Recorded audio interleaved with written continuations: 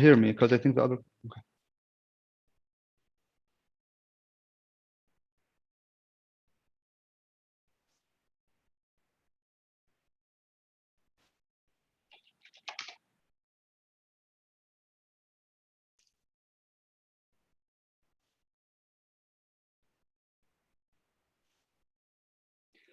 Assalamu alaikum wa rahmatullahi wa barakatuh.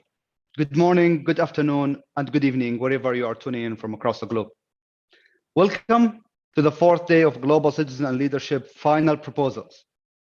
The past few days were the most engaging days indeed, offering all of us very much valuable insights. My name is Mohammed Al-Aqil, and I have the privilege of hosting today's session. Participants in the global citizenship and leadership have engaged throughout the past 12 weeks in an intensive curriculum, where each of participants have engaged with the world's renowned speakers and mentors, learned the keys to leadership, self-confidence, influence, and public speaking. Truly, many thanks to all of the team behind the scene for making this program a reality as we are reaching the final stages. For today's sessions, we're going to hear from great speakers. That's also we have amazing judges with us who offered part of their times for today. We have Sarah Al-Arrak, who is a previous research consultant from University of Chicago. Also, she is a G20 and current postgraduate student at King's College London. We also have Sadaf Hussaini, who is the head of growth and partnership from Uplink, which is part of World Economic Forum WIF. And lastly, our third judge is Rahaf Sununi, who is the program director of policy design in King Khalid Foundation. She is also the C20 Sherpa of the past 2020. Without further ado, we're going to hear from great speakers today, starting with Lama Al Saud, followed up by Abdul Majid. Lama, floor is yours. Good luck today. Thank you so much. Hi, everyone. Hi, judges. I'm going to go ahead and share my screen right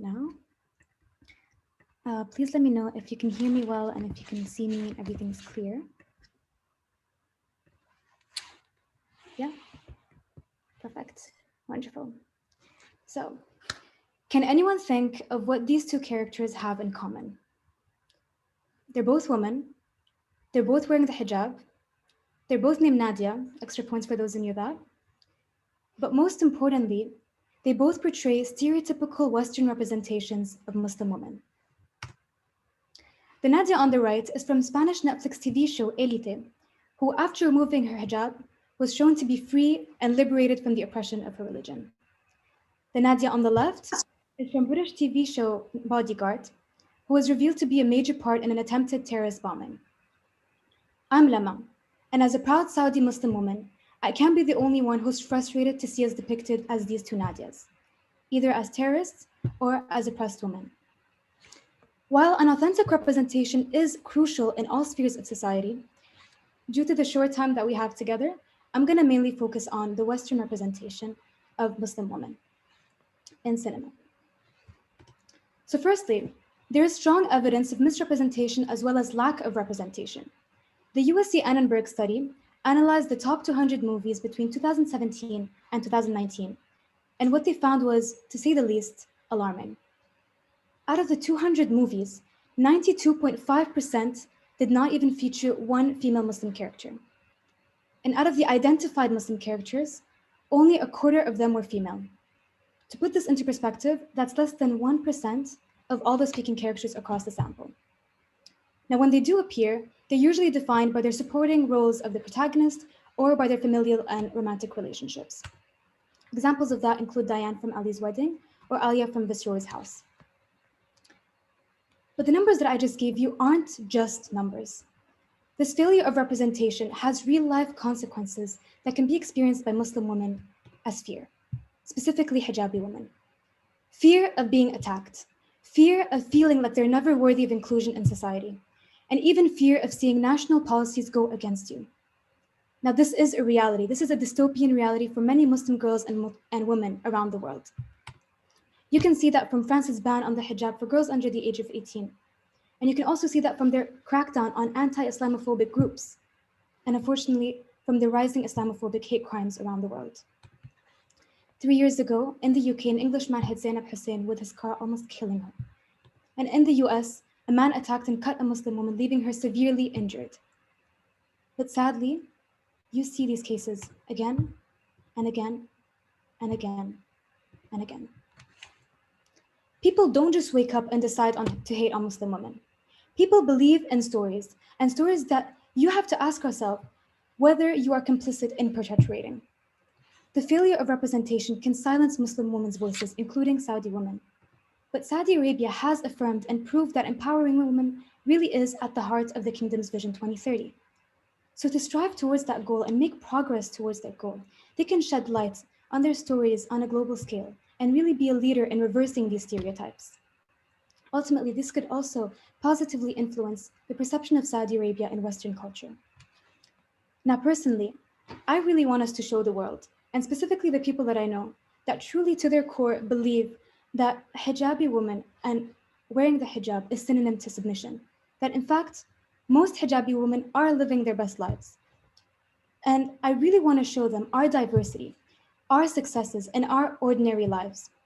I can already tell you from the amazing Saudi women that I've met in this program that we all have unique stories. So imagine this on a global scale. Therefore, I propose the solution. A solution where instead of constantly justifying what we're not, we can express who we are. Now, since breaking stereotypes on screen is a structural problem, it requires action and commitment from all the leading players in the industry. I'll propose a non-exhaustive solution for both Western leaders as well as Saudi leaders. So firstly, what can Western leaders do? Well, talent agencies and talent banks can source from the pool of talent within Muslim communities to uplift Muslim-led stories and increase their visibility on screen. And just as important as visibility on screen is inclusion off screen. And this is where production studios can also play a role. By examining, reforming, and assessing their existing casting practices, they can also include more Muslim women as producers and writers and creators. By also sourcing Muslim vendors and suppliers like halal food, hijab stylists, set designers, Muslim suppliers can build a more inclusive space for Muslim actors on set. Now, what about Saudi leaders? Well, Saudi leaders can promote Muslim women representation by building partnerships between film schools, production studios, and international film festivals. This will allow Saudi Arabia to authentically empower and represent Saudi women on a global scale, which is in line with the Vision 2030. And also, it can benefit Western leaders to access and capitalize on the first-hand knowledge from Muslim communities, to assess the script for any harmful tropes or inaccurate presentation of faith practices. Now, I do think that this is plausible because Saudi Arabia has already started these partnerships. Last month, for example, the film agency Film Al Ula debuted at Cannes Film Festival to promote Al Ula as a movie location. Now, when global leaders come together to portray accurate and authentic representation, they can break down barriers and open everyone to new ideas. And that's very powerful. But what's even more powerful is when viewers like me and you raise awareness and also challenge the narratives that we see on screen. I truly believe that together we can do this. Because if there's room to come up with stories about aliens and about children who are half animal and half human, then surely there is room to shed light on the many stories of Muslim women. Thank you. Thank you very much, Lama, for an inspiring story. We're going to move to the judges.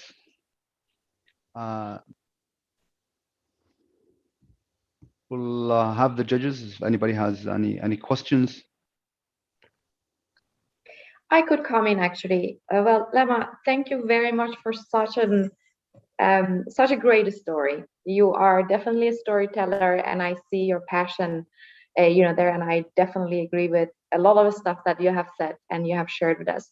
My question to you is really your personal journey. Why are you linking the story of, let's say, the hijabi woman, as you indicated, to the movie, or let's say the media industry, rather than any other industry out there? Amazing question. Thank you so much. So I think it does relate to me a lot in a way, specifically because I met people and I know people that truly don't believe in, hijabi women thriving. and really believing to their core that they are oppressed. And they saw me as, the non-hijabi, that's kind of the westernized Muslim and they can be more convinced of seeing me, living my best life. But every time I look at the screen and I watch, a Muslim character, I always root for her and I'm always excited to see her character develop across the story. But these past few years, I feel scared of seeing them now because I can already predict how their story is going to go. And 99% of the time, I'm right. I'm disappointed, but not surprised. And when I speak to these people, the people that I know and friends of mine, they don't see why it's a problem. They don't see why it's problematic. And that really inspired me to talk about this. And I'm very, very grateful to have a platform like MISC to be able to really address these issues on a global level and really raise awareness about this. Because even though I'm personally very thankful to not have experienced anything of harmful behavior, it's still very much of a close, I still very much wholeheartedly believe that everyone deserves to be kind to one another and really portray their story and raise awareness to their stories and successes. I hope this answered your question. Thank you. Rahaf? Thank you so much, Lema, for this great presentation and for the thought. I mean, it's very comprehensive in the thought that you've put into this.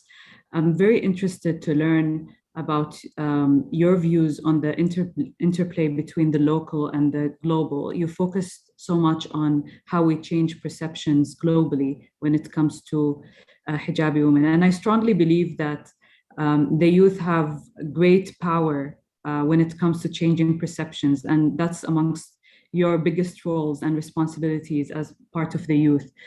But how do you think locally, how can we, also empower more hijabi women in the fields that you've discussed, and how is it going to affect our image globally?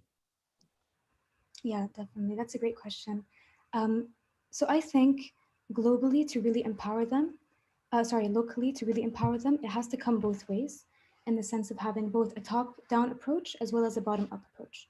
Now, the top-down approach is more of, local policymakers to really enact policies that truly empower and include Muslim women and acknowledge that there are a very vulnerable Muslim community. But I think in doing that, the result is, having viewers like us really see different images, really seeing different stories and being exposed to different narratives. And that allows us to really understand and break down barriers and then be allowed to represent them in the future. And I think having this result is really important because it can go both ways in having the youth and the bottom-up approach being able to demand more representation, being able to really demand this 3 full-fleshed characters that they see on screen. And I feel like you don't need to, go and protest and lead and every single weekend from every single one. It can only start from one little act of just challenging what you see, seeing things critically, sharing stories to different people, and that can go a really, really long way. Yeah, I hope this answered your question.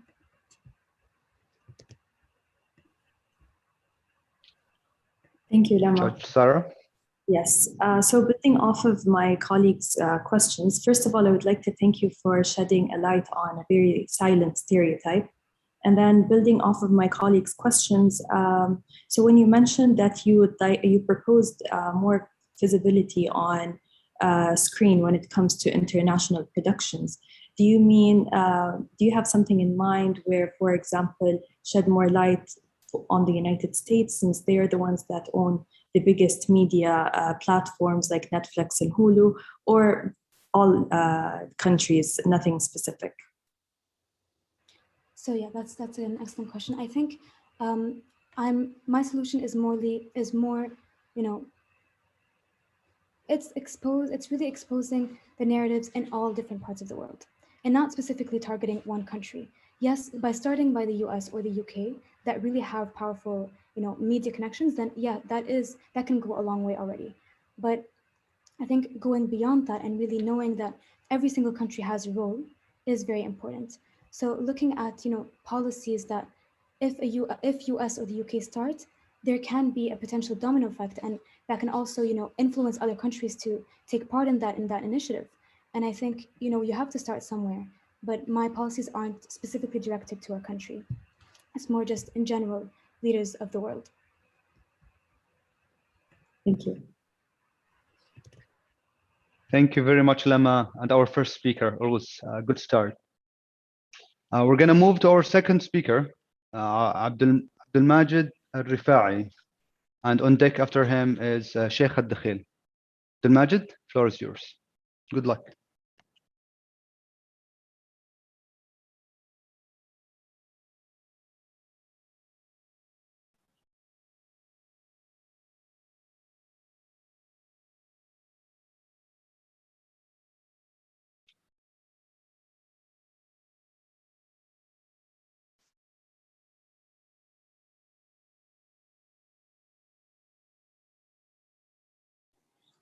Just make sure okay, yeah. Dear judges, guests, Assalamu alaikum wa rahmatullahi wa barakatuh. My name is Abdelmajid Rifa'i, and today I'll be talking about microplastics. Do you ever stop and think if whatever you do is sustainable? And do you really understand what sustainability and its effects are? Sustainable development is to make the world a better place now for everyone without destroying the possibilities for the next generations who are our kids and grandkids. If you wonder if something is sustainable or not, you can ask yourself, can we do this over and over again forever? In order to maintain sustainability, we need to keep three main pillars into consideration: social progress, economic development, climate, and environment. I am a PhD student in the marine and environmental science at the University of Maryland, and I have worked on climate change products for the state of Maryland. And before I dive into the presentation, I would like to differentiate the difference between microplastics and plastics. All plastics over time, they break down until they get to microplastic, which is 5 millimeters. So I would just focus on microplastics since it's the final destination for those plastics.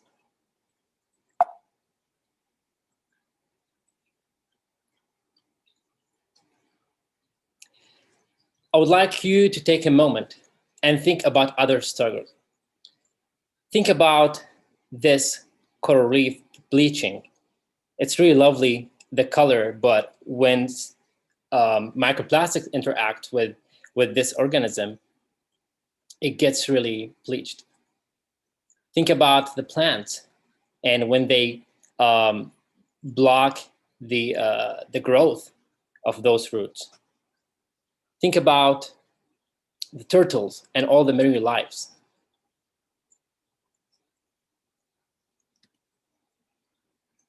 So we all have seen stunning pictures of plastics affecting marine life, but that could be affecting us, human health. There are ways of those microplastics can enter our bodies. It could be through ingestion, inhalation, or second source, just like fish. If you see the picture below, plastic can break down. It gets to microplastics. Then fish can eat it. Then we can eat those fish and we can get the negative effects of these microplastics. And once these microplastics arrived, those can cause inflammation, infertility, and cancer in animals first, then us once it's arrived.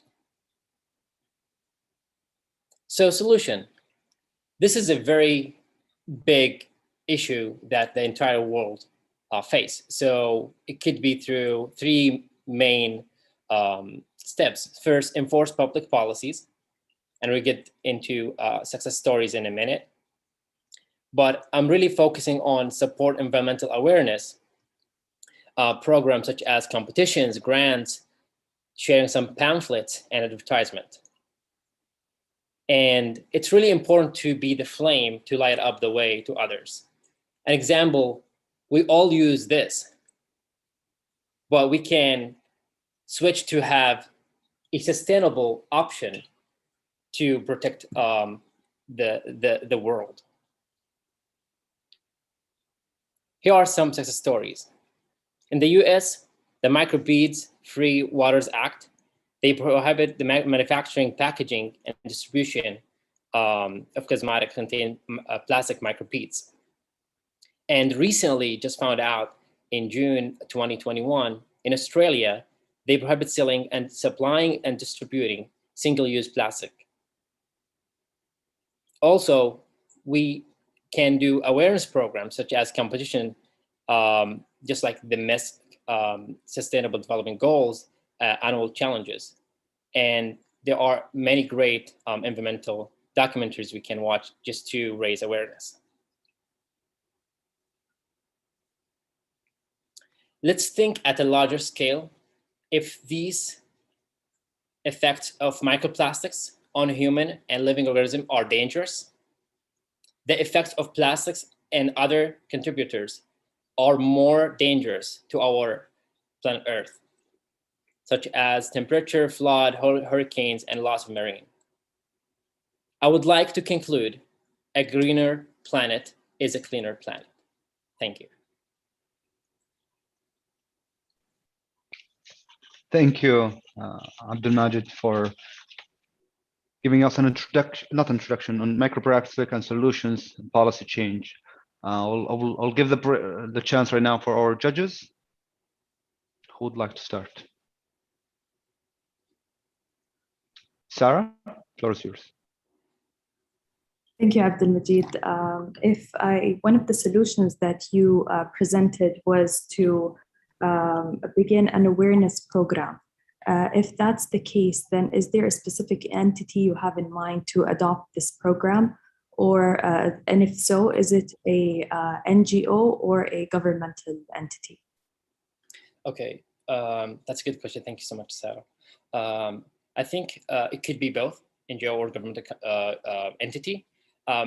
In my case, it would start from where the majority of people can get those awareness. So for in my case, schools or universities, if you can raise that generation to understand the effects of microplastics, they can spread that awareness to their families and to their friends. So if I would say, yes, definitely it's awareness. So it's maybe the Minister of Education.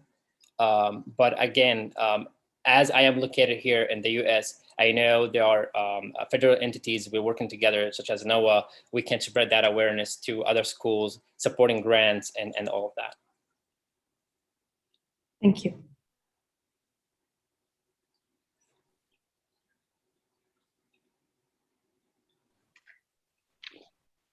Sada?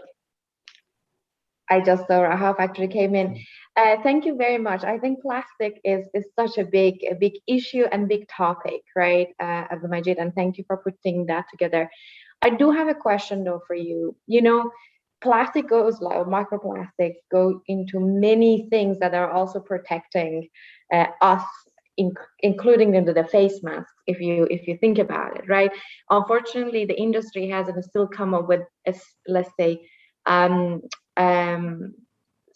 substantial material that actually can replace plastic. What do you see the role of the storytellers and narrators in terms of how they can be more holistic in terms of what are the benefits of that and what are the parts that we can actually act on and stop the pollution when we can have a control over?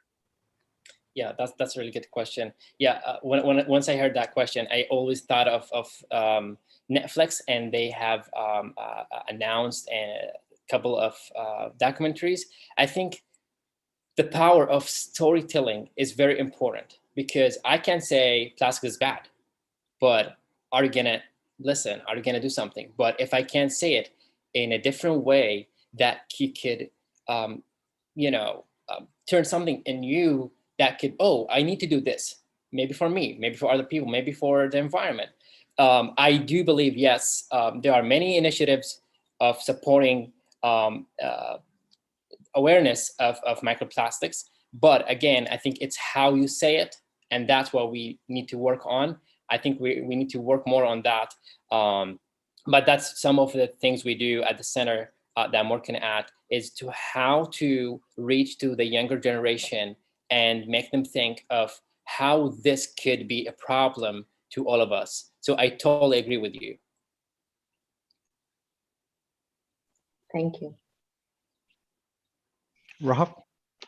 Thank you, Abdul Majid, for your presentation and for your proposals. I was very interested in one of the solutions that you provided, and that's the challenges. Do you think that, you know, the youth are already challenged with so many issues, thanks to the previous generations, and they will be dealing with so many challenges, and you know, it's part of their life cycle, I guess. But do you think that, you know, perhaps awarding challenge, do you think that awarding the youth is more beneficial than awarding, let's say, the actual polluters, so the private sector per se? Why did you choose the youth over the polluters, is my question. Okay. Thank you so much, Rahaf. That's a very good question. I can think of a story that recently my colleagues and I worked on the center. So basically, there's no such a law. You cannot take this inside, you know, the Center of Environmental Science, but we want to kind of push for something. So what we did is we actually set up a reward. If you can bring this with you, then you get a reward. And actually it turned out to be, you know, a successful one. So I think, yeah, people, they get really excited when they see a rewarding program. So that's, in my case, I think it's really applicable to other youth too. Why the youth? I think I'm also, okay, I'm literally looking for a sustainable option. Pollutants could be, you know, there are many pollutants. A matter of fact, in Europe, there are almost 11,000 ingredients that are prohibited, while in the US, there are almost 11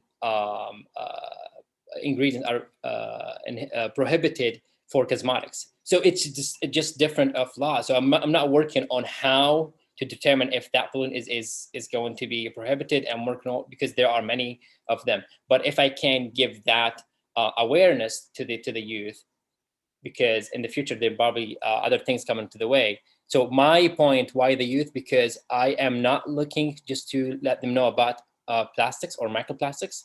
There are probably other things they need to consider. So I think that's a really good investment, in my opinion.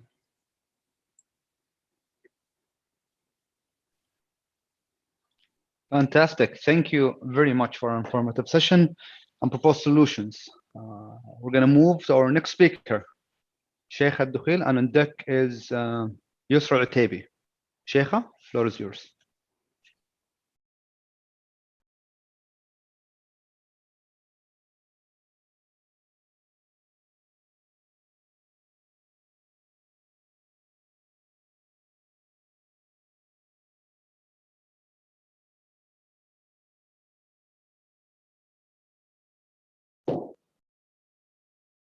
Just a second.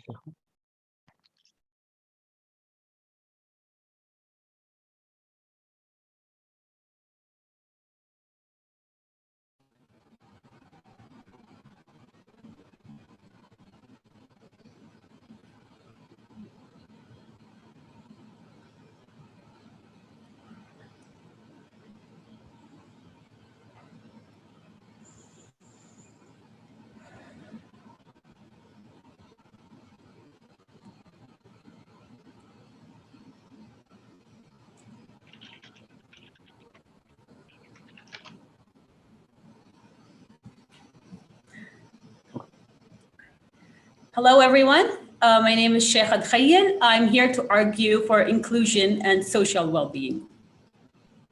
Starting with this lovely photo of a family from London, Ontario, who decided to take an evening stroll together as a family in their neighborhood. A mom, a dad, a grandmother, and a girl named Yumna, a 15-year-old girl, and a 9-year-old boy named Salman. They put on their lovely traditional garments and stepped out of their house for their walk. Little did they know that this will be the last thing they will ever do as a family together. As moments later, this family were victims of a hate crime that murdered all of them and left the 9-year-old boy struggling for his life. This is really tragic, but unfortunately, this is not a singular event. It's just an extreme example. With today's current trends of globalization and immigration, these trends means that diversity in our communities is inevitable. Inclusion, however, will be tricky. This is why I'm arguing today for inclusion, because even with diversity, we can see that there are clusters of like with like in society, which causes stresses and xenophobia. This will lead to discrimination and, of course, worse self-esteem and well-being. There are some diversity and inclusion commitment and initiatives, but they're limited in experience. The messages of these institutions about diversity and inclusion is at odds with their practice and what happens in real life. This will lead to the disengagement, obviously, and marginalization and isolation of subsets of our society.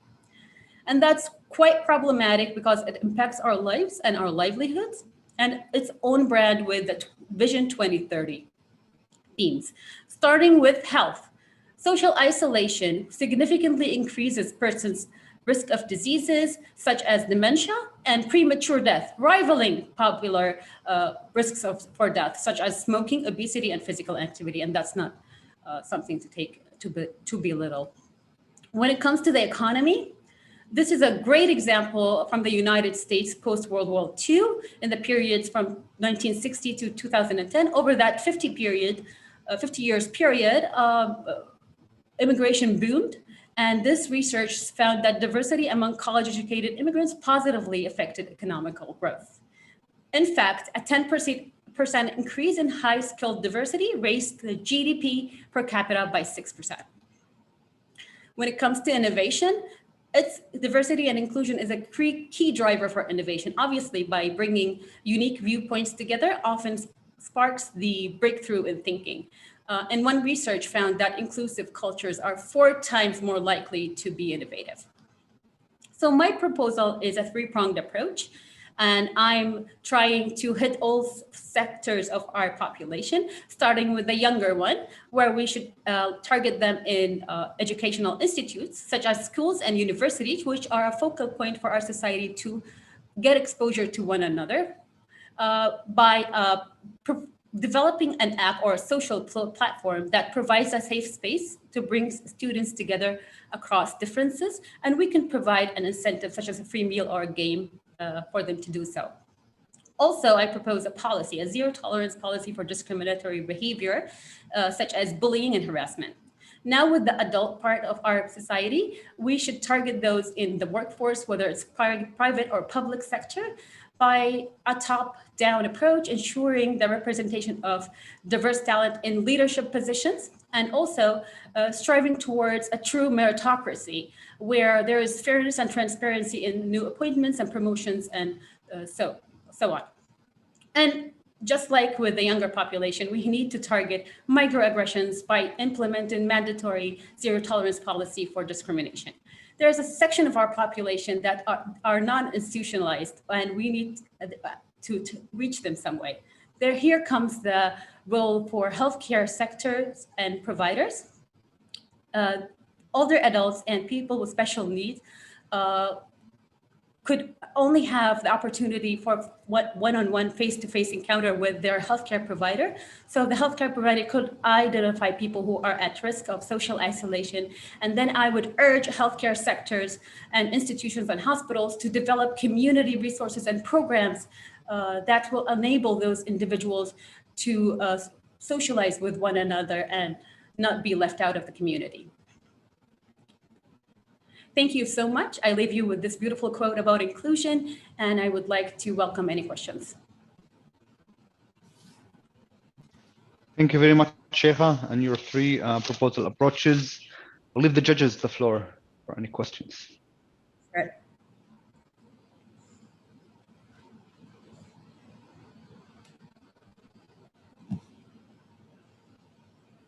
If I may. Sarah? Thank you, Sheikha, for your presentation. I actually have two questions. So the first is, what are your thoughts on the current policies that we have against discrimination? And then the second is, if you would consider, what would you consider a first step to ensure inclusion? Just to make sure, the first question was, what do you think about the current policy about? So we started to have harassment and harassment policies. There's a huge improvement from 5 years ago, but there's always room for improvement and to make it more inclusive of more subsections of our population. I just want everyone to feel heard and safe and able to be their true self without the fear of others. And can you please repeat the second question?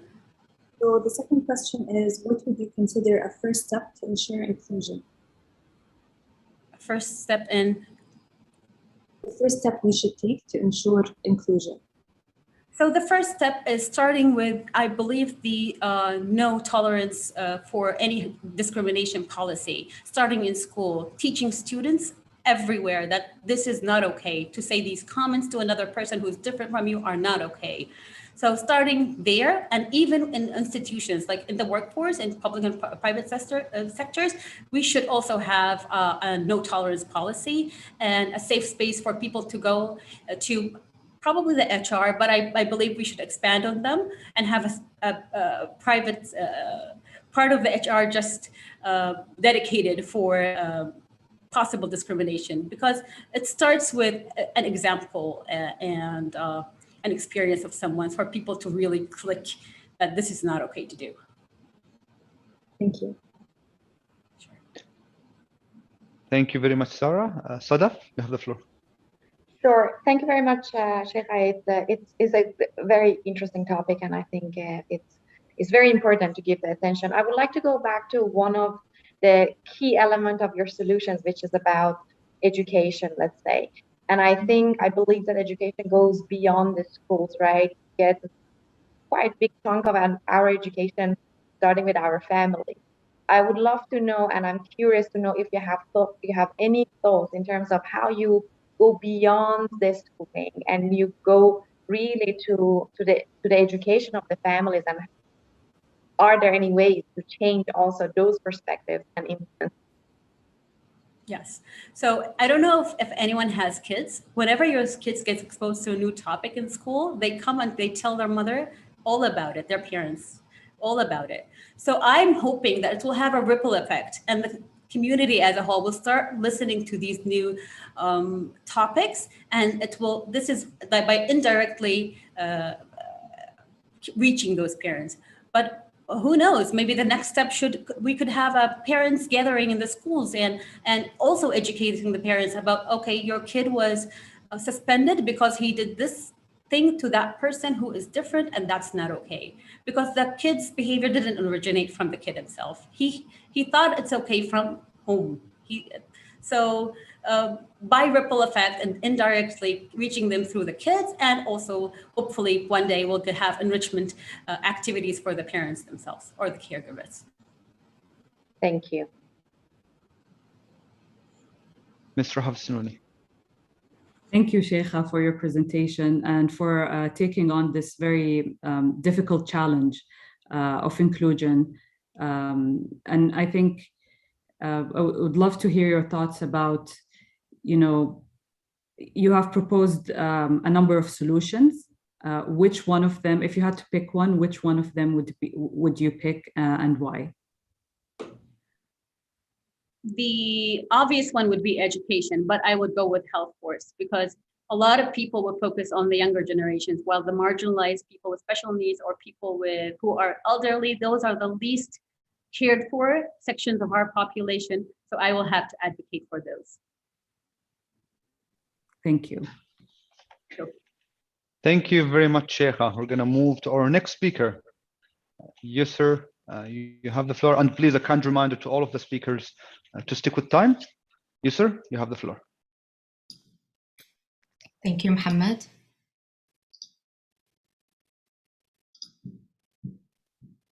On deck is Layan. Sorry, Yusr. On deck is Layan, just to be ready. Yusr, sorry. Go ahead. At the beginning, I would like to introduce a friend of mine from the future. Her name is Yami. Assalamu alaikum, Yami. Al-Salamu alaikum, Yusr, global digital citizen from Saudi Arabia. Thank you for letting me join you today. You're welcome, Yami. Hello, everyone, our esteemed judges, my fellow participants, and everyone who's listening to us today. My name is Yusr Al-Atabi, and I am on a mission to deliver the best education possible to my community that benefits, includes, and protects everyone. I am the Vice President at YIS International, an educational firm operating in the city of Jeddah and Mecca. And this is a picture that's very dear to my heart of our preschoolers in the first day of school. I think it goes without saying that knowledge is key to prepare people for life. As of this year, 2021, the global digital population of the world was estimated at 75%, with a growth rate of 1% every year. We're estimated to be 100% digital by 2050. This graph might look familiar to those who work in the business sector and the marketeers. I figured we look at it from a different angle. This is the purchasing power bottom of the pyramid graph. It showcases the majority of the world with a purchasing power of less than $1,500 a year. And interestingly, it was found that every single family owns at least one smartphone. Digitally, this could be good news. Everyone is included, everyone has a voice. But what kind of voice? Artificial intelligence, the new hot topic, we've been seeing it everywhere, white papers, policy recommendations, every single field is talking about how to utilize it. Some are optimistic, some are pessimistic, but have we ever thought of artificial unintelligence? Because if we think about it, unlike a regular computer where we give orders, AI learns from available data, the data we provide. Every single minute online, a huge amount of data is being uploaded. I mean, looking at the major 3 platforms, for example, on YouTube, a data equivalent to 500 hours of content is being uploaded every minute, over 500,000 of stories on Instagram, and over 70 million messages every 60 seconds on WhatsApp. Us realizing the amount of huge data being poured every day, and youth being the majority of audience when it comes to the digital world, now we can understand what kind of challenges youth will face. Primarily challenges like unequal access to technology, and by that, I mean internet, privacy issues, and cyberbullying. Even in the education sector, we've been faced with so many challenges, especially in the past 2 years when we've been forced to take traditional education, deliver it virtually. Add to that the digital divide and the unready social environment. What we got out of the equation was almost 40% of school children around the world were disconnected from their education for 2 years. I think it's time that we realize that global digital citizenship is the future. What is the solution then? Well, the solution is beyond how many computers and tablets we distribute in schools. The solution is global digital citizenship education. The future of education that benefits, includes, and protects everyone. How is it going to happen? Number 1, we put youth at the center of the technological development future. We don't put technology at the center, we put youth at the center. We listen to youth, we educate youth, and we train them to transfer real world values to the virtual world. Number 2, we build the digital infrastructure. We try and close the digital divide. Number 3, we try and reach everyone with digital technologies. Digital technologies could be a powerful inclusion tool only if used properly. And for it to be used properly, I think you all guessed it. We need to govern the technology. We need to regulate the technology for the future of it and for us to benefit from it. So what would a global digital citizen look like? A global digital citizen is someone who's aware of the real and virtual world, their place in it, who plays an active role in their society, both online and offline, a long life learner, adaptable, resilient, and a self-leader who encourages everyone around their community. So now let's ask my friend from the future, Yami, what does a global digital citizen look like from the future? Sure, the following skills were found in Global Digital Citizenship Prepared Youth. Cognitive, socio-emotional, and digital, real-world values were transferred to the virtual world. Thank you, Yami. You're welcome. I will have to sign off now and catch my flight to space. We're visiting the moon for the weekend, and I will leave it to you, sir, to answer any questions. I guess I'll take it from here. And one last remark. I would like to encourage everyone who's listening to me today to sit and think and realize the amount of digital penetration we have in our daily life. We need to accept it. We need to learn from it in order for us to benefit from it. If we want a better future of work, if we want a higher quality education, if we want even better inclusion, we need to understand that virtual is reality. Thank you. Thank you very much, Yusur, for an inspiring story. Knowledge is key for people to be prepared for life. I see Sadaf has already excited for a first question, so I'll give you the floor. Sadaf? Thank you. You saw it on my face probably. Yusur, this is, I would say this was one of the most engaging presentation I have ever seen in the last few years in terms of the visuals and in terms of the story that you have brought. So well done, on that one. It's a very complicated topic, and it's like a knife, that has got absolutely, like, the whole digital world has got, acts as a knife. What I would love to hear from you is that when you talk about governance of technology, the biggest issue that we see now is the gap between the upcoming technology, or let's say the digital world that we're having, and then the government's lacking. With the speed to create the policies which are going to protect, let's say, the harmful side of that. What are your thoughts there? Do you think it still has to sit with the governments, or do you think there are other bodies in the society that should take a role in that? Yeah, thank you for the question, Sadaf. And when doing the presentation, this was one of the major things I always think about. How can we make digital governance a thing? Because we need to regulate all sorts of things, let alone the digital world.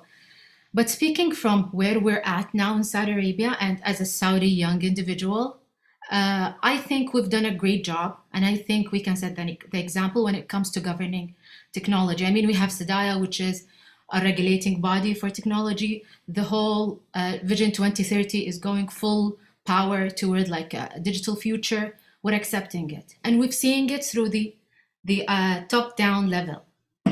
If you ask me how can we make it international, I think if we start thinking how can we make it national, and then it's going to go international anyway, because the digital world, as I said, is connected. So even though in Saudi we have some laws that, for example, prohibit us from bullying someone online and stuff like that, you're going to see it from the UK and someone else's. So the amount of data that's negative, let's say, is going to be limited if only countries act nationally. So I think yes, government need to act. Thank you very much, Yusur and Sadaf. Sarah? Ms. Sarah Al-Arak, tafadhali. Thank you. So with elementary school shifting to being virtual next year, what is an effective way to ensure that students have access to online education while protecting them from cyberbullying? Sorry, Sarah, I missed the first part of your question because of the audio. Could you repeat, please? Yes. So since elementary school is going to be virtual next year, how can we ensure that students get their education online without having to suffer from cyberbullying? Yes. So I think schools should include in their curriculums education that teaches kids how to, well, what we teach you as values in your everyday life, this also should transfer to your virtual life. And I don't think we have a problem on educating children how to use the technology, because I think they can teach us sometimes. But I think we have a problem of closing the gap between what's behind the screen is real, and not only your friends in the classroom, but also whoever you talk to behind the screen. And I think schools, I mean, personally, from my experience, I think we have a huge role when it comes to building the knowledge that technology is part of your real life and the values should transfer. So I think through education, yes, if the curriculums include that. And Saudi has been doing a great job with the updated curriculum from the Ministry of Education recently. They've been doing it through the older years, but hopefully in the future we can see an upgrade on the younger children as well. Thank you, Yusuf, for your proposal and for your insights on the digital transformation that we're going through as a humanity. I pretty much enjoyed your human-centric approach to how digitization should go about. I'm really curious to learn more from you. Why are you proposing a global digital citizenship? What are your views on the current rhetoric when it comes to global citizenship education in particular? Thank you so much, Rahaf. I was hoping someone is going to ask me this question because of this program. In a nutshell, I mean, when we started the leadership program, due to the pandemic, it had to go online for 12 weeks. And I mean, MESC was great, providing us with the best speakers and coaches around the world. But then behind the screens, if you listen to the Q&A, everyone was like, what do we do if it's in Zoom? What do we do then if it's online? And then this kept me thinking, there's something current at the moment we need to consider, and it's us being global digital citizens. Thank you. Thank you very much, Yusra, and to our judges. Our next speaker is Layan Damanhouri, followed by Mohammed Katuma. Good luck, Layan. Floor is yours.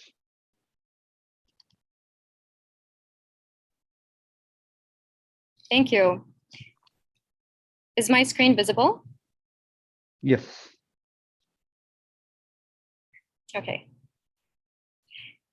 In 2016, if you search for Saudi women in the news, this is an example of one of the top results.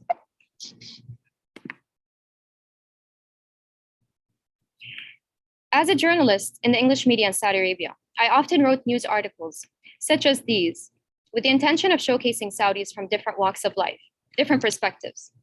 Perhaps those living outside Saudi Arabia don't know about, such as empowered women, productive citizens, hardworking youth, innovations coming from local talent. Because I felt there was a need to fill in a gap in the international news where stereotypes and misconceptions about Saudis were plenty. In other instances, I was approached by news networks to comment on domestic issues related to the news I was covering. What I've come to learn is that any content in English or other languages is the window to Saudi Arabia. Journalists, foreigners, or anyone wanting to learn about Saudi Arabia will tap into these few news outlets to get information. I was curious to dig deeper, so I decided to reach out to my network of journalists whom I've met throughout my career. So for the purposes of this presentation in the past couple of weeks, I surveyed 20 journalists from these different countries, the majority of which, 85%, have researched Saudi Arabia at least once or twice in the news. And I'm going to share a glimpse of some of their answers. Firstly, most choose to go to online sites to search for news and information rather than traditional media, which unsurprisingly means that the internet is imperative. Only 6% said that it was very easy and they found plenty of information and news sources about Saudi Arabia. 41% said it wasn't. When asked which outlets would they rely on for Middle East news, this is what they responded. The most popular sources being international news outlets such as BBC, Al Jazeera, and CNN. Well, what about news on Saudi Arabia?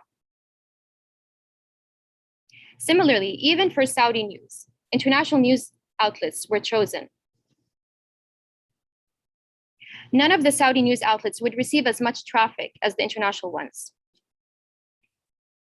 What I'd like to showcase today is our need to boost our international news presence in 3 areas: in foreign languages, digital innovation, and soft power strategy. So here's a list of the news media outlets in Saudi. When it comes to English media, we have two newspapers, no TV network, and the lack of innovative digital media platforms. Furthermore, when media today is cheaper, more accessible, and easier to use, shouldn't we expect our voices to reach to the world even more?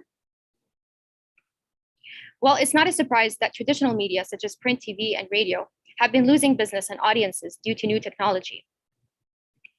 Under Vision 2030, most of the sectors in Saudi Arabia have undergone a significant digital transformation. But I would argue that our media industry has been slow to adapt to the fast pace of today's information age. Saudis are among the most tech savvy in the world, according to many reports. We have near universal internet penetration. The number of mobile connections this year was 39.5 million, beyond the total population. And citizens are advanced in using digital government services, apps, and social media frequently. And yet, media outlets in Saudi are largely traditional that have not digitized in a transformative way. Currently, as I'm pursuing my master's in law and diplomacy at Tufts University, I've come to realize the importance of media in international relations. Soft power means to attract. I would argue that by taking control of our narrative in the world, we'd be able to gain many big wins in the long term, such as attract foreign investment, attract talent, boost tourism, improve diplomacy in international forums, among other objectives of the Vision 2030. But it's not only for Saudi's image. I think it's necessary for wider purposes, such as countering Islamophobia, one of the main global challenges today. And this is particularly important since under Vision 2030, the kingdom highlights itself as the heart of the Arab and Islamic worlds, as well as the hub connecting 3 continents. What is global citizenship without mutual understanding? And for that, I think we will need to do the following: break down linguistic silos, innovate in storytelling, and boost our soft power strategy. And I'd like to end with this quote. In today's global information age, victory may sometimes depend not on whose army wins, but on whose story wins. Thank you. Thank you very much, Layan. A lens in Saudi Arabia, truly inspiring and an indication of the importance of soft power. I'll leave the judges the questions.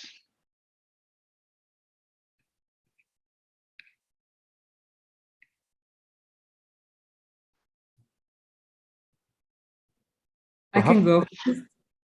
Thank you, Layan, for your presentation and for your very deep analysis of newspapers, and I don't think you've left any media outlet untouched. So thank you very much for that and for your passion in this topic. And I can see you shared that this was your background. You've worked in journalism, so you understand the rules of the game, if you may.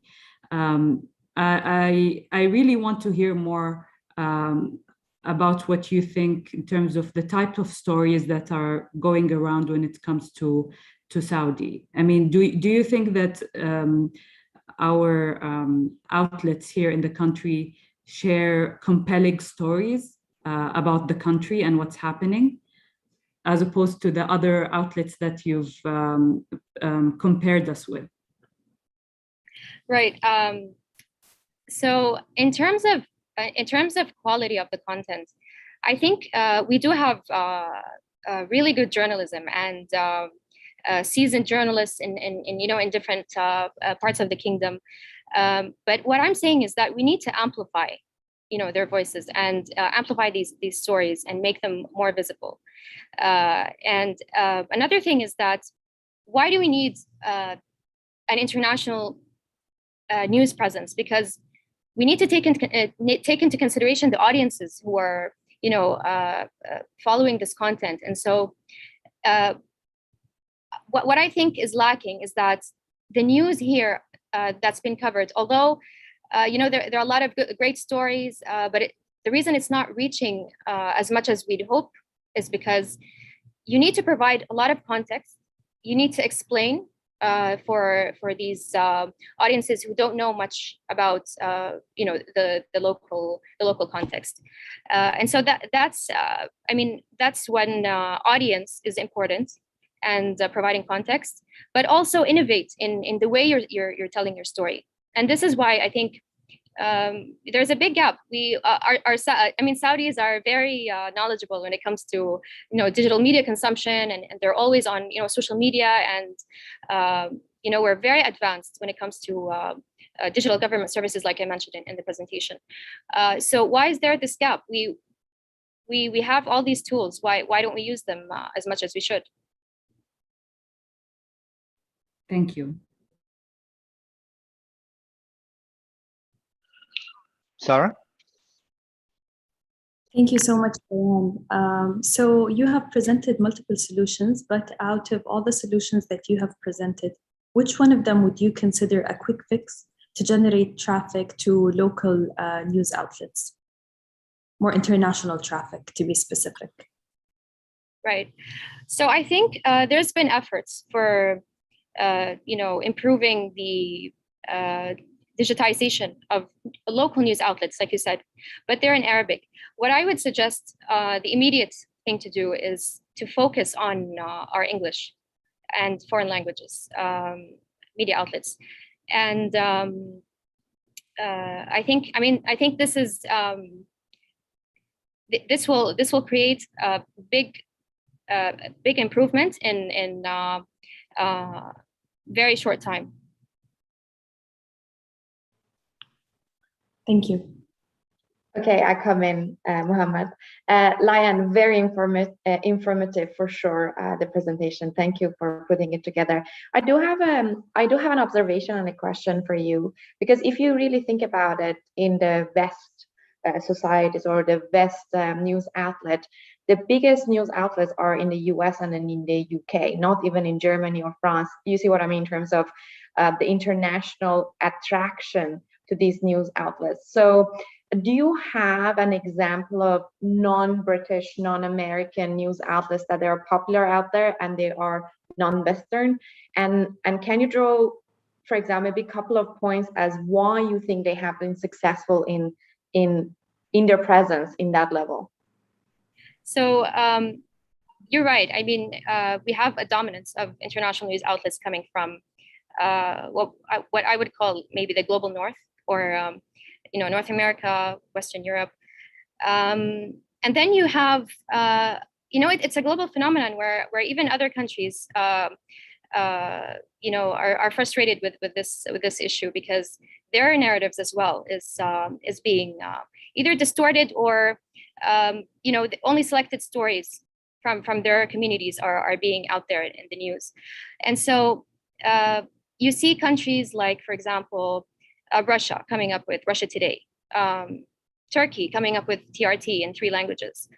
And then I guess Al Jazeera also has been, been a popular, international news outlet.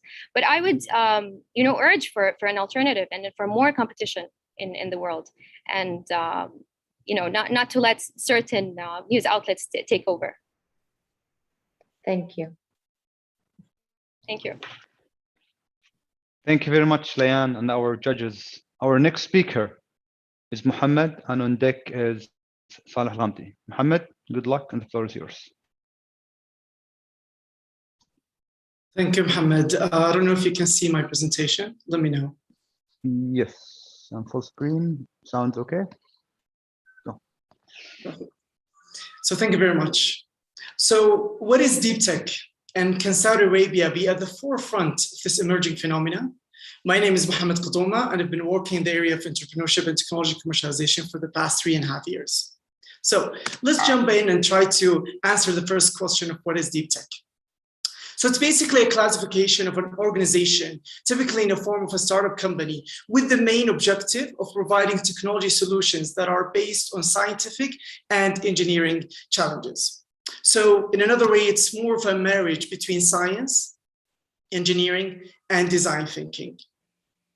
And what's unique about deep tech is not only its ability to solve, economic problems, but also to solve major issues that we face today. So, for example, a study done by BCG and Hello Tomorrow for over 1,200 deep tech ventures found that 97% of them contribute to at least one of the SDGs.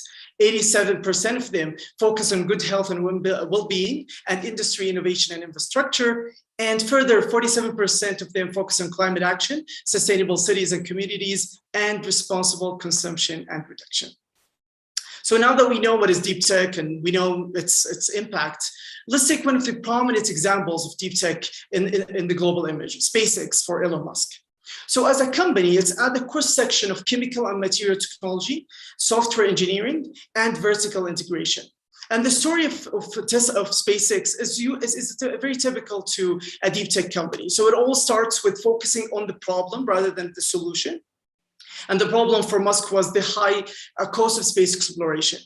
Further, he started to form the team from interdisciplinary areas, scientists, engineers, and even industry experts. They started working on the cutting edge research and development, and they had access actually to getting cutting edge technologies which enabled them to succeed. And with that, as any typical of deep tech, it's a capital intensive industry. So it requires funding, and that came from Musk himself, as well as from the government via contracts with NASA. And on the backbone of all of this is the existing regulations and policies that enable Musk to even think of providing such a solution. And this is absolutely not specific to Elon Musk, nor it's specific to the USA. So this is a global phenomena. And we see a lot of deep tech around the world. So for example, we see a lot of spin-offs from Oxford University in the UK, one of which is vaccine tech. We see Boston Dynamics, a robotics company, which is spun off from MIT. And we see Tesla, of course, everyone knows Tesla revolutionized the EV industry. And we see Pascal, a quantum computing company that is spin off from French University. And the list goes on and on. And what's unique about deep tech as it's currently stands is universities is at the backbone of this phenomena, as you can see from these examples. And what I did throughout my research is trying to understand why those companies are being successful. What are the pillars for those companies? And I found that we have four main pillars: talent, technology development or research and development, to be specific, funding, and policies and regulations. So now I try to map it to Saudi Arabia and understand what are the gaps that we can address. So to begin with, from talent perspective, we need to develop an entrepreneurial mindset, meaning that it's okay to fail, get up and try again. As well as we need to provide and focus more on project-based courses in the general, in the higher education, also general education, that are focused on real-life problem solving. Now, shifting to the next one from a technology development, since most of deep tech is focused or spin-offs from universities, I'm going to focus on universities in this case, although we have innovation labs and research centers. But from a university's perspective, three things that we can do. First, include design impact and business development courses that allow interdisciplinary students to come together and join forces. Second, create spin-offs mechanisms, meaning how can this research being spin-off into a company, and we can learn from Oxford Sciences and Innovation, which is a venture capital by Oxford University. And third, we need to enable research facility across the universities in the kingdom, and we only have a handful of few, unfortunately, currently. Now, shifting to the third, from a funding perspective, we need to be specific and reallocate funding to deep tech specifically, and have this fund be accessed from ideation up to commercialization. And the second thing we need to do is to collaborate with the private sector, meaning venture capitals, and specifically, and I cannot stress this enough, venture VCs who are experts in evaluating deep tech. And finally, from policies and regulations, we need to establish enabling policies and regulations that allow innovators to create in either existing or new sectors. And let me leave you with this question. What if Elon Musk was in Saudi Arabia? Would he be able to create SpaceX and Tesla? And that's a question for the judges to think about. Thank you.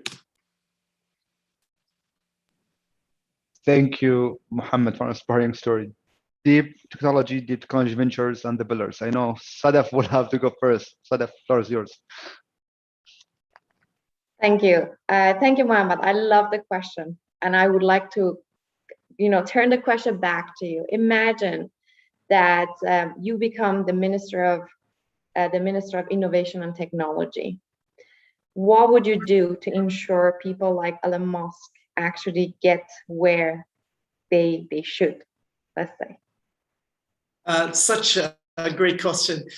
So again, going back to deep tech, what's unique about it is there's no one stakeholder. So you need to have a collaboration between different industries. So first, allocate stakeholders. So in case of deep tech, you have the government from a funding perspective and policies perspective. You have the industry. For example, I give you just a quick example. If you look into big companies like Aramco, those companies are called platform companies. So deep tech can actually deploy technologies there. So industry, and also within industry, you have the research and development aspect. Third, you have the universities themselves. They are the knowledge provider, so through the students and so forth. And fourth, you have the investment aspect, venture capitals. So those four stakeholders are the very first thing that I would work on in order to create this ecosystem. They are the foundation for it. Thank you. Thanks. Thank you very much. Rahaf? Thank you, Mohammed. I've been personally thinking a lot about the topic that you presented, so I'm glad that I've met you today to ask you this question. There is a body of literature that is going around now saying that, you know what, governments need to be in the driving seat of innovation and technologies.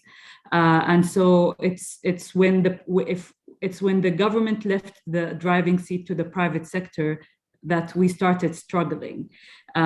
What do you think about that? Do you think that governments should have a bigger role?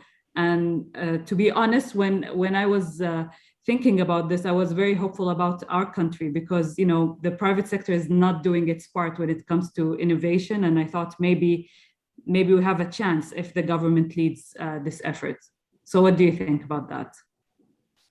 Thank you very much for kind of highlighting this. Let me answer the question and then explain it. So absolutely, yes, government should be at the center of this. And even if you look into best cases around the world, like successful cases, you would find that the government is at the core of this. And let me tell you why. So there are three reasons why. So first, it's a capital intensive.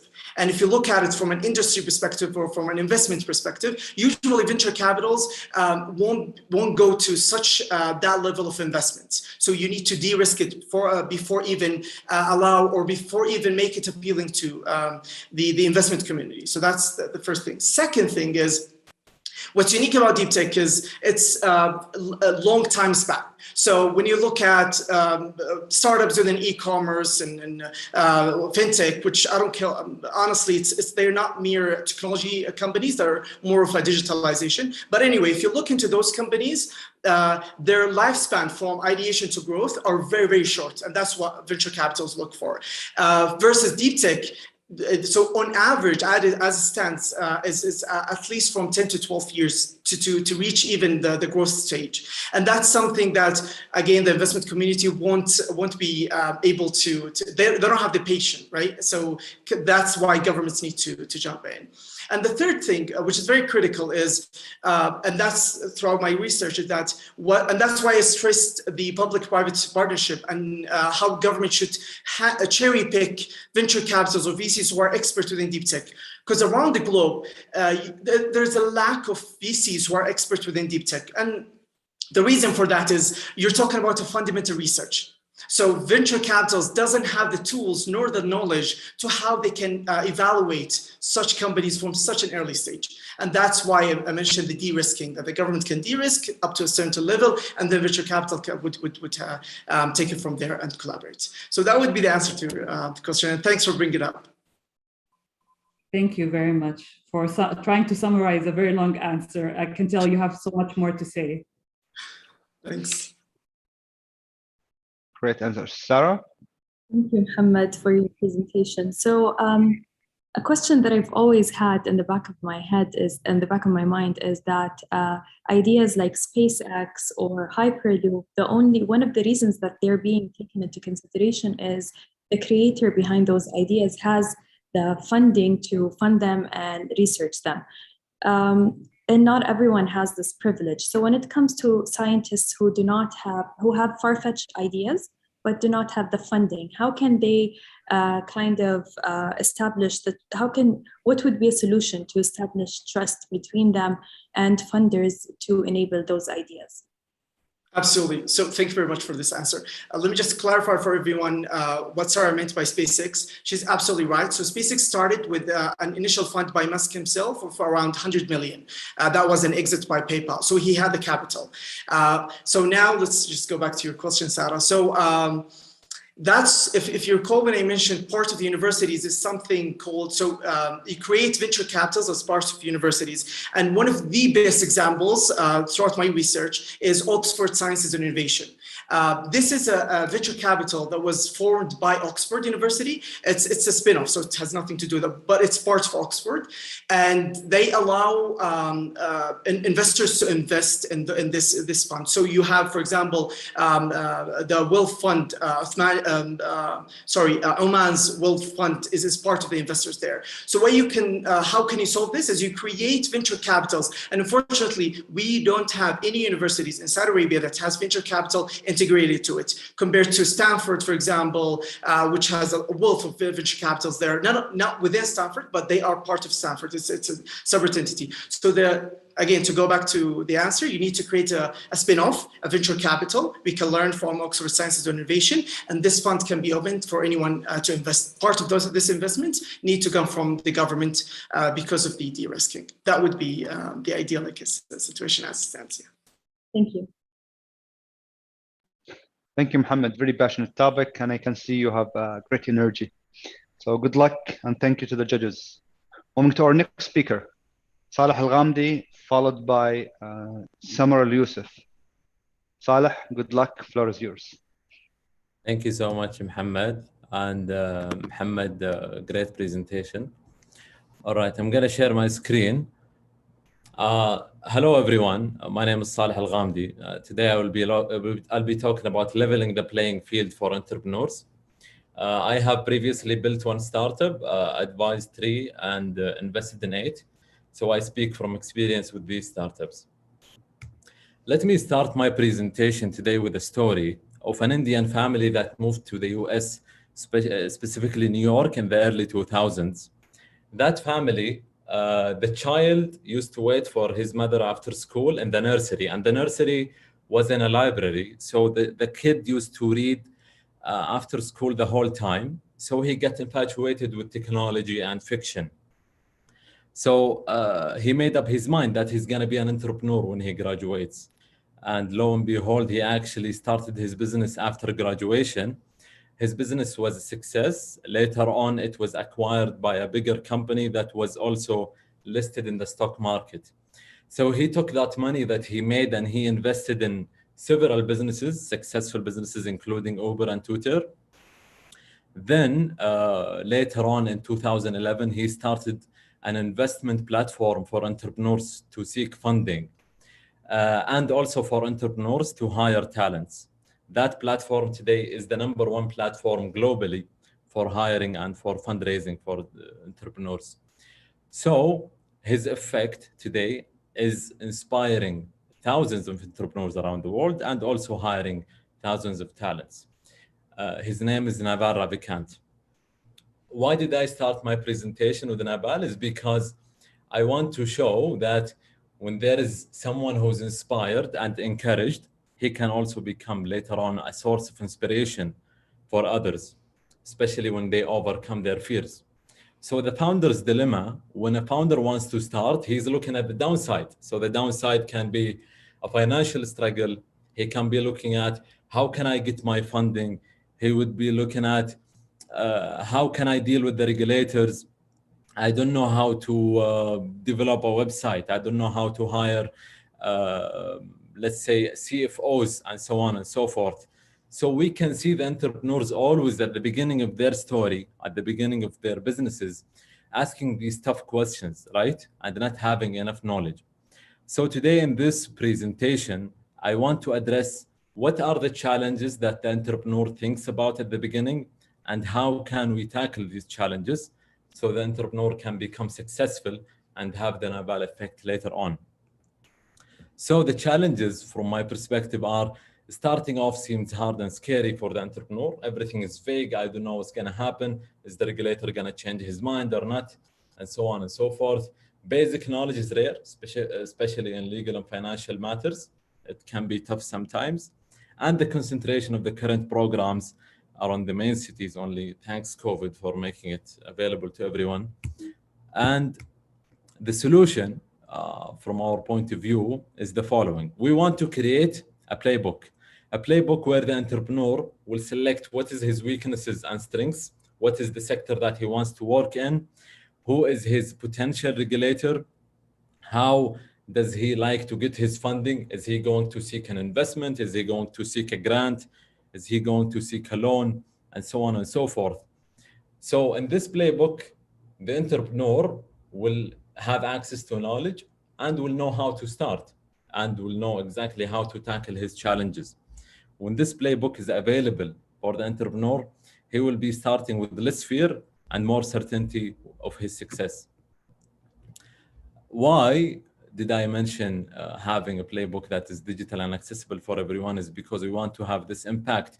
Today in Saudi Arabia alone, 4.9 million people are working in SMEs, and JADA's effect, the fund of funds funding startups directly, 253 startups are employing more than 3,000 people in 2 years. So this is a massive impact that we want to have also on a bigger scale.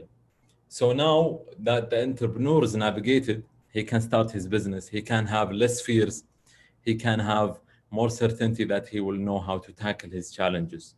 That is my presentation, and thank you so much. Thank you very much, Saleh. Naval, Ravikant, effect truly inspiring. Thank you, Saleh. Judges, who has the first question? I think Sarah wants to go first. Thank you so much, Saleh, for your presentation. So if we wanted to create a playbook, who would you suggest as an entity to adopt this idea and be the ones behind the playbook? So this presentation is on a global scale, serving the G20 countries. So the proof of concept, in my personal opinion, would be starting from Saudi Arabia, and the entity for it would be Munshaat, so SME authority. Perfect, thank you. Thank you. Rahaf? Thank you very much, Saleh, for tackling this issue. I want to hear more about the playbook. Tell me more about it. What do you envision in it? What more other than how to start the business? Right. So the reason this is important and how it can help the people is because let me answer your question in both ways. It's 7 o'clock. So the way it would work is that when I want to work in a sector that is regulated, it's way more different when I want to work in a sector that depends on sales teams and basic trading, for example, right? Selling consumers to goods. So selling to consumers to goods would have less regulatory restrictions, right? Like I only need to know what do I need to do with the Ministry of Commerce and Zakat Authority. That's it. So for me, that would be the case. But if I was in a heavily regulated sector, for example, financial sectors, whether regulated by CMA or SAMA, working in the education sector, regulated by Ministry of Education, all these things need to be addressed early on. How can I start a schooling business, right? How can I start a financial advisory business? I need to know how can I start, what are the licenses needed, what kind of prerequisites that should be there before starting. Today, every entity in Saudi Arabia is trying to do their best, which is amazing. But we want more collaboration from all entities, so the entrepreneur knows how to start. And also we promote the ease of doing business in Saudi Arabia that can be also accessible for foreign investors that want to come to Saudi Arabia. Thank you very much. Thank you. Thank you, Saleh. Very, very interesting. I think we should be talking because Uplink is the open innovation platform, let's say, which is trying to connect innovators and the rest of the network that we have. But I do have one question for you. How are you going to collect the information that you require to make this playbook holistic. So the information is already there. The challenge is that it's scattered and it keeps changing every month or so. So I think making this playbook is not so hard, but it's the thing that we always put off doing. Thank you. Thank you very much, Saleh, and our judges. Good luck, Saleh. We're going to move to our last. Gonna do amazing. Samar Al Yusuf, floor is yours.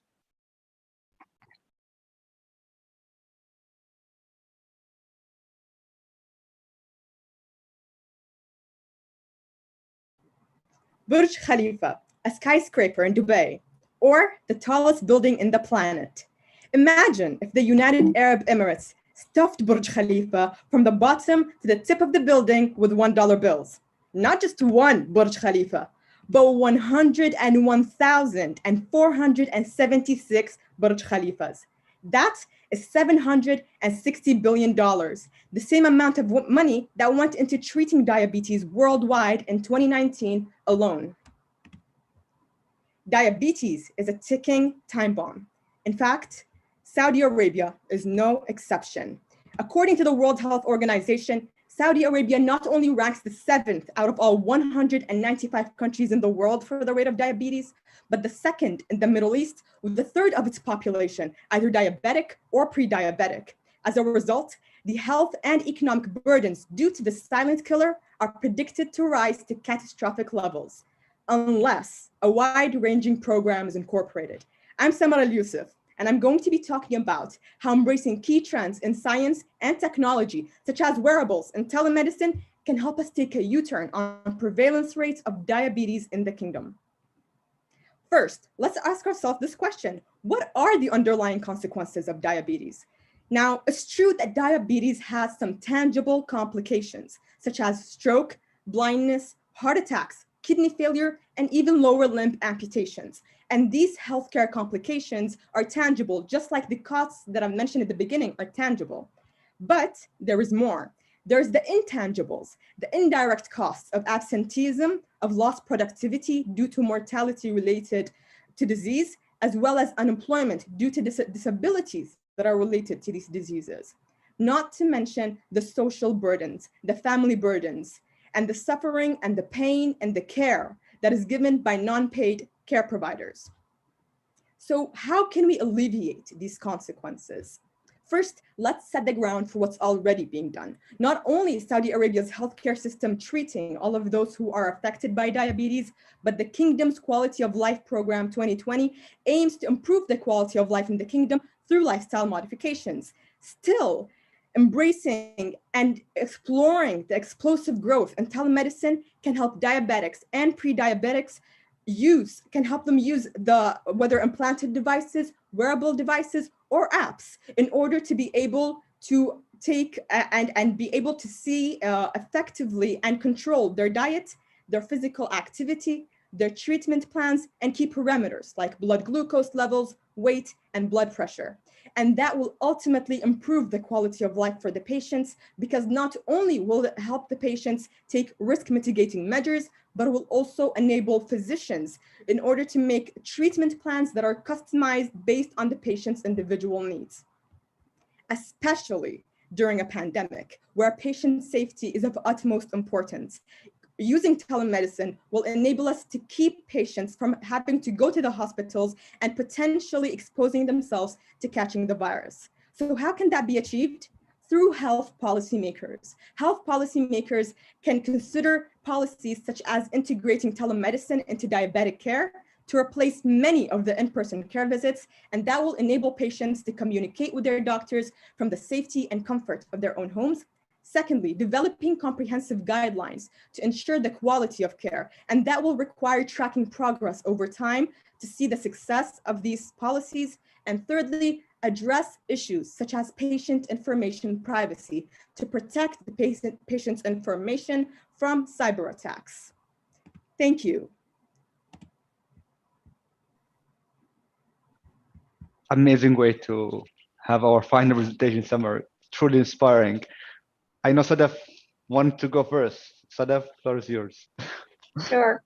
No, thank you, Samar. It's definitely a problem across the world, and it resonates with me personally as well, and definitely a life-changing, disease as well. So I do have, my question is really, why did you focus on the policies? Because there is so much more that is outside of the policy that, could be done to bring it in. Why do you think that is the main obstacle to get this to scale in Saudi? Thank you so much, Musada, for this question. I'm glad you brought this up, because with the pandemic happening, there has been a lot of research that was done specifically on how telemedicine affects patients who have diabetes in the kingdom. And therefore, by looking over these research papers, one of the studies that I could talk about and mention is a study that was done for 375 patients in King Salman Hospital in Riyadh. And that study shows that the majority of these patients, after they've used telemedicine, that the majority of them, during the pandemic, of course, the majority of them recommended that this stays and continues even after and post-pandemic. And therefore, what I tried to do with my presentation is to make that a reality by focusing on the policies that will enable us to make sure that this stays and this becomes successful, such as the policies that I've mentioned. And not to mention the country's Vision 2030, which has to do with technology and with, the Ministry of Health taking advantage of telemedicine, such as the Sahha app, and how that came to rescue us during the pandemic, as well as Tawakkalna, Tabaad, and many other apps. So I hope that answers your question. Thank you.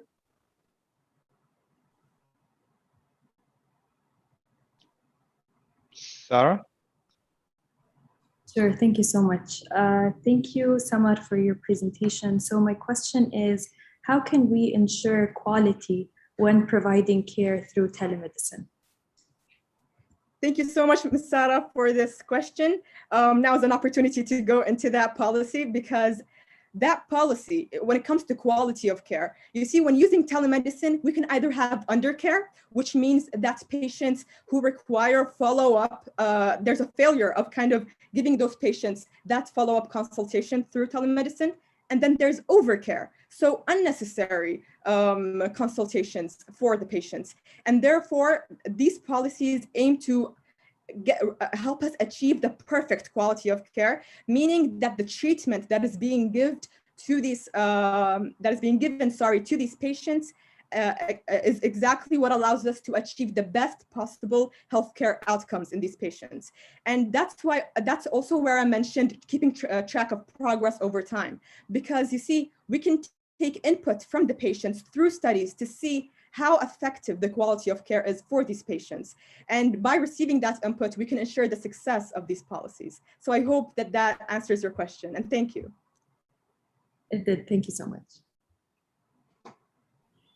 Thank you, Samar, for your presentation and for your energy and passion. I can truly, it truly resonates with me. Of course, Saudi Arabia has, we've achieved a lot through telemedicine during COVID-19. It's something that everyone is proud of. It's something, it's an experience that, the world should learn from. And we can achieve so much with telemedicine, obviously, in terms of accessibility and prevention of diseases. But I'm really curious to learn, why do you think that telemedicine, what is so specific about diabetes that telemedicine will help with? Thank you so much, Ms. Lahab, for your question. So first, why diabetes? That's an amazing question. For me, the thing that made me choose diabetes specifically is a personal experience that I've had in the past. I was privileged to be able to attend a global health program at Washington State University. And in that global health program, entire lectures were dedicated just to diabetes in the Kingdom of Saudi Arabia. So seeing that being talked about in an international setting, that's what made me realize how big of a concern diabetes is in the kingdom. And that's what made me really interested in researching it and researching policies about it. And for these policies that I have mentioned, of course, these are also important, but you've talked a lot about awareness and perception, and how is diabetes how will these policies as well as awareness kind of help us bring down the prevalence rates of diabetes in the kingdom?